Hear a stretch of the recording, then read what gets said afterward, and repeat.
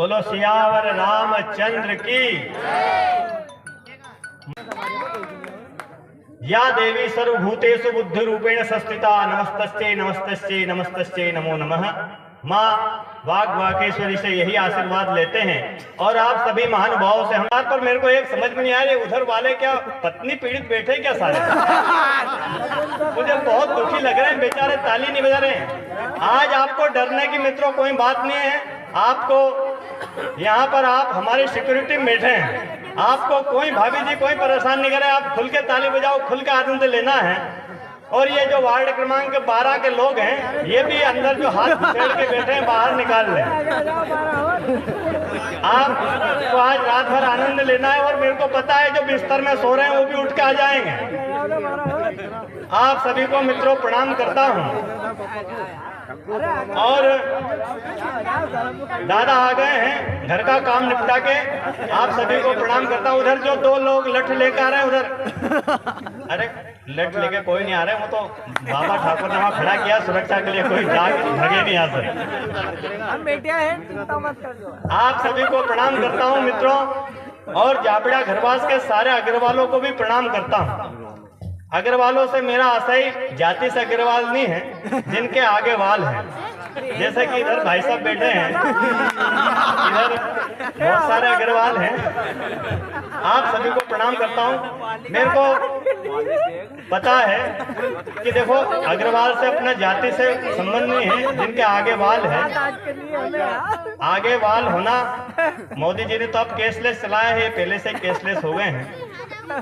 और मेरे को इनको देखकर एक बात याद आती है कि किसी भी पुरुष के जिंदगी में 2 औरतें हाथ फेरती हैं।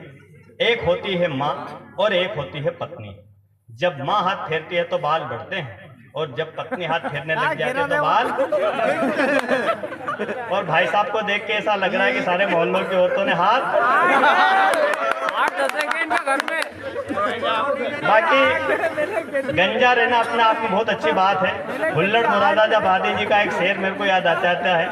वो कहते थे कि बुरे समय को देखकर गंजे तू क्यों रोए, बुरे समय को देखकर गंजे तू क्यों रोए, बुरे समय में तेरा बाल न बाका हो। क्या बात है। इसलिए गंजों को चिंता करने की कोई बात नहीं, क्योंकि केवल एक ही चिंता रहती है कि जब सुबह उठते हैं तो उनको पता नहीं चलता है कि मुंह कहाँ तक धोना है। बाकी तो कुल मिला के बहुत बढ़िया बात है। और बहुत अच्छा भाई साहब आप बैठ जाओ, यहाँ पर व्यवस्था बहुत बड़ी की है।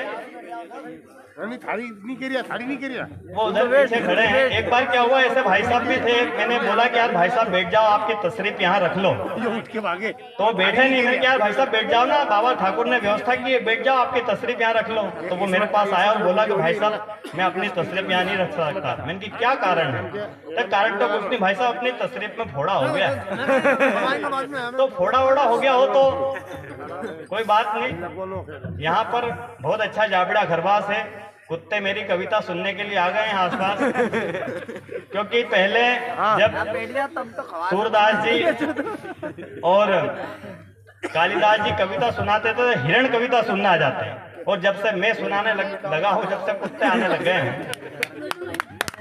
बाकी बहुत बढ़िया इतने अच्छे आदमी हैं कि इनका मैं आपको बता नहीं सकता कि कितने अच्छे आदमी हैं। ये इतने विद्वान आदमी है साहब कि ये 5वीं के 5 बार मॉनिटर रहे हैं।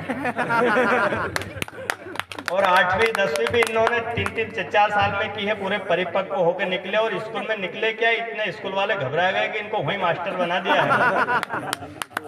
बहुत ही अच्छे व्यक्ति हैं साहब, आप इनको आज सुनेंगे और आनंद लेंगे। उनके सम्मान में तालियां कोई पुटर पुटर बजाई ऐसा नहीं आएगा। तालियां वही बजाते हैं जिनके हाथों में जान होती है। और मूसड़ बैठने लेना वाले के तो मुर्दों सरी की पहचान होती है। तालियां बजाओ। हम आए कुंवारा है, इसको हम इसलिए लाए हैं कि इसको आपको चकाचक होकर बता दें कि व्यवस्था हो जाए तो इसकी सगाई ब्याह भी हम कर दें। ये बहुत अच्छा आदमी है साहब, आप मानोगे नहीं। ये इसको मिल नहीं रही है, ढूंढता रहता है। एक बार ये राहुल गांधी के इसने जिद की, तो ये राहुल गांधी के हमारे पोलाई में राहुल गांधी जी आए थे, उनके काफिले में घुस गया। अब काफिले में घुसा है तो वो सिक्योरिटी वाले इसको रोकने लग गए कि रुक, कहाँ जा रहा है? तो कि यार मैं, हमारे रिश्तेदार है राहुल जी, उनसे मिलने जा रहा हूँ। अब वो घबरा गए, क्या ये राहुल जी का रिश्तेदार बोला है? तो ये घुस गया। अब घुस गया और ये वो इसके पीछे वो सिक्योरिटी गार्ड वाले लगे। अब ये राहुल जी के पास गया, पीछे देखे कि सिक्योरिटी गार्ड और आगे आगे प्रमोद चल रहा है। सामने राहुल जी जैसे मिले कि राहुल जी प्रणाम, तो राहुल जी बोले प्रणाम। तो राहुल जी से इसने बोला कि मेरे को पहचाना? तो राहुल जी ने बोला कि नहीं, मैंने आपको नहीं पहचाना। तो राहुल जी, मैं आपका साड़ू। तो क्या मेरा साड़ू कौन हो सकता है, मैं तो कुंवारा। तो क्या मैं भी तो कुंवारा हूँ, कुंवारा साड़ू साड़ू। ऐसा हमारा दिन ये है ना, तोस में आकर चला गया कि मैं भी अपना खून दूंगा। तो ये हॉस्पिटल में साहब चला गया, डॉक्टर से बोला कि डॉक्टर साहब मेरा, आप है ना, एक काम करो, मेरा खून निकाल लो, मेरा खून किसी का काम आएगा, मेरा खून देश के काम आएगा। डॉक्टर देश का चेचिस देखकर बोला कि साले तेरा खून तेरे काम नहीं आ रहा है, हमारे क्या काम आएगा? नहीं का डॉक्टर साहब आप मेरा खून निकालो। अब डॉक्टर ने वो लेटा दिया और इसका खून निकाला। एक आध बाटल, आधी बाटल निकाली, सही नहीं भाई साहब ये बेहोश हो गया। अब बेहोश हो गया तो ये बेहोश हुआ, डॉक्टर घबराया, उसको 10 बाटल उस डॉक्टर ने अलग से लगाई। अब इसका कॉन्फिडेंस देखो आप साहब, ये खड़ा होकर बोला कि डॉक्टर साहब एक काम करो, मेरा मोबाइल नोट करो। तो क्यों? कि अगली बार फोन की जरूरत पड़े तो मेरे को केवल मिस कॉल मार दो। बाकी कुल मिला के बहुत अच्छा आपको आनंद देगा और उसकी कविताएं सुनाएगा, राम भक्ति की बात। एक मेले में एक आदमी 4 तोते बेचता था। 4 तोते बेचने के लिए लाया, उससे खरीदने वाले ने पूछा कि यार भाई साहब ये एक तोता कितने का दिया? उसने बोला कि यार ये तोता 1000 रुपये का पड़ेगा। तो पूछने वाले ने पूछा कि यार इसकी क्या खासियत है? तोते बेचने वाले ने कहा कि इसकी खासियत ये है कि ये तोता पूरी मुखाग्र रामायण जानता है। अच्छा, फिर दूसरा तोता क्या? अच्छा ये दूसरे वाला तोता कितने का दिया? तो कि ये तोता आपको पड़ेगा भाई साहब 2000 रुपये का। इसकी खासियत क्या है? अरे इसकी खासियत ये है कि रामायण और गीता जी मौखिक गाता है। अच्छा, तीसरा क्या है? वो तीसरा उधर वाला तोता, तो उन्होंने बताया कि ये जो तीसरे वाला तोता है ये आपको 5000 रुपये का पड़ेगा। इसकी क्या खासियत है? इसकी खासियत ये है कि ये रामायण, महाभारत और गीता जी तीनों मुखाग्र जबानी इसको याद है और ये पढ़ देता है। फिर बताया कि यार वो आपने उधर कोने में जो जाली में रखा है उस तोते की क्या कीमत है? कि यार एक काम करो, उसकी तो बात ही मत करो आप। तो कि क्यों, बात क्यों नहीं करें? तो वो आपकी खरीदी से बाहर है, तो उसकी खरीदी हमारी की क्या कीमत तो बताओ। कि आपको ये पड़ेगा 10,000 रुपये का। तो 10,000 रुपये पड़ेगा, तो इसकी खासियत क्या है? ठीक है, खासियत तो हम कुछ नहीं जानते, पर ये जो जितने तीनों तोते हैं ना, इसको अपना बॉस कहते हैं, इसको अपना उस्ताद। जोरदार ताली बजा दो यार, सीटी मत बजाओ यार, ताली बजाओ। ये क्या मेरे पे लाइन मार रहा है? लाइन मारने की जगह बाकी बहुत शानदार हमारे प्रहलाद भाई साहब हैं। आप मानोगे नहीं, हमारे प्रहलाद भाई साहब तो आपको दिन भर सुना सकते हैं। बच्चे बैठ जाओ यार, ये बच्चे बहुत यार तकलीफ दे रहे हैं। आप शांत बैठो यार। हमारे ऐसे ही एक बच्चा, कल एक कवि सम्मेलन में थे, तो बच्चा इधर से उधर पेंट में हाथ घुसेड़ के इधर से उधर घूमे। मैंने कहा यार बच्चे बैठ जाए यार, तेरे को चैन नहीं है क्या? वो बोला कि यार भाई कवि महोदय मेरे पास चैन तो है पर वो खुल नहीं रही। तो ऐसे खुलने पर आराम से बैठोगे। बच्चे बहुत शरारती होते साहब, मैं जानता हूँ बहुत। एक बच्चे से मैंने पूछ लिया कि बच्चे खड़ा हो, बता रामनवमी क्यों मनाई जाती है? अब उसका जवाब सुनना। वो खड़ा होकर बोला कि साहब रामनवमी इसलिए मनाई जाती है कि भगवान राम उस दिन 8वीं पास करके 9वीं में आ गए।